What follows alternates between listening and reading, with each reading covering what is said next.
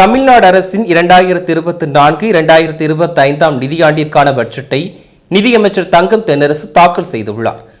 நிதியமைச்சராக பதவியேற்ற பிறகு தங்கம் தென்னரசு முதல் முறையாக பட்ஜெட்டை தாக்கல் செய்தார். தடைகளை தாண்டி வளர்ச்சியை நோக்கி என்ற தலைப்புடன் 2024-2025 ஆண்டிற்கான நிதிநிலை அறிக்கையின் முத்திரை சின்னத்தை தமிழ்நாடு அரசு வெளியிட்டது. இதனைத் தொடர்ந்து அமைச்சர் தங்கம் தென்னரசு ஆற்றிய உரையில் இந்தியாவில் இரண்டாவது பெரிய பொருளாதார மாநிலமாக தமிழ்நாடு விளங்குகிறது என பெருமிதம் தெரிவித்தார்.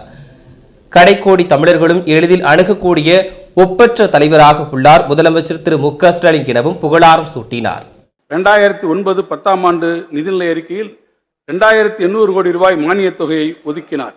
இந்த வரலாற்று சிறப்புமிக்க திருப்புமுனை திட்டங்களின் வரிசையில் நமது மாண்புமிகு முதலமைச்சர்களால் அறிமுகப்படுத்தப்பட்ட காலை உணவு திட்டத்திற்கு 2023-24 ஆண்டு வரவு செலவு திட்டத்தில் 500 கோடி ரூபாய் நிதி ஒதுக்கீடு செய்யப்பட்டதும், திராவிட மாடல் அரசின் மகத்தான திட்டமான கலைஞர் மகளிர் உரிமை தொகை திட்டத்திற்கு 7000 கோடி ரூபாய் நிதி ஒதுக்கீடு செய்யப்பட்டதையும் இந்த சட்டமன்ற வரலாறு பொன்னெழுத்துக்களால் தன் நினைவு பேழையில் என்றென்றும் குறித்து வைத்துக் கொள்ளும்.